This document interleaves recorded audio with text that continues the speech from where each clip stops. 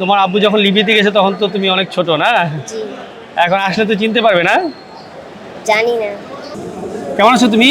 আলহামদুলিল্লাহ ভালো আছি। আজকে কে আসবে তোমার এখানে এয়ারপোর্টে? আব্বু আসবে।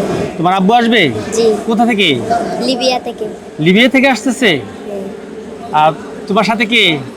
আমার বোন তোমার বোন? তোমার নাম কি? শাওরিন সুলতানা তানিশা। আয়শা। তোমার নাম কি? সিদরাতুল মুনতাহা। তোমার আব্বু আসতেছে? হ্যাঁ। কেমন লাগছে তোমার? অনেক ভালো। খুব ভালো। আচ্ছা, তোমাদের সাথে আর কে আসছে? আমার আম্মু আসছে, আমার বড় বোন আসছে, তারপরে আমার ভাইয়া আসছে, আচ্ছা আচ্ছা। ওরাই আসছে।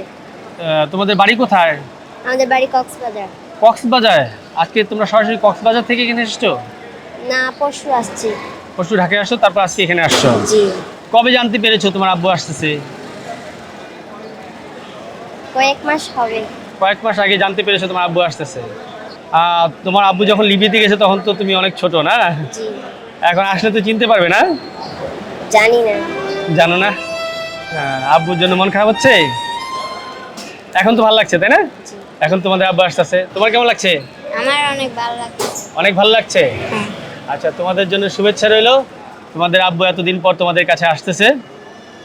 ঠিক আছে, অপেক্ষায় থাকো, একটু পরে চলে আসবে। হ্যাঁ, ফুল নিয়ে এসেছো না? ওকে, অপেক্ষায় থাকো। হ্যাঁ, ভালো থাকো, ধন্যবাদ। ছোট্ট দুই শিশু, অবুঝ শিশু, তাদের বাবা লিবিয়া থেকে আসতেছেন, যারা হয়তো বা বাবার কোনো স্মৃতি মনে নেই, কিন্তু তবুও বাবা আসছে বলে আবেগ আপ্লুত, অনেক আনন্দিত।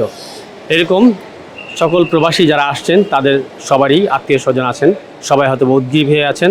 আমরা অপেক্ষায় আছি তারা নিরাপদে তাদের আত্মীয় স্বজনের কাছে ফিরে আসুক, এই প্রত্যাশায়। প্রবাসী টিভি, এয়ারপোর্ট থেকে প্রেমিক খন্দকার।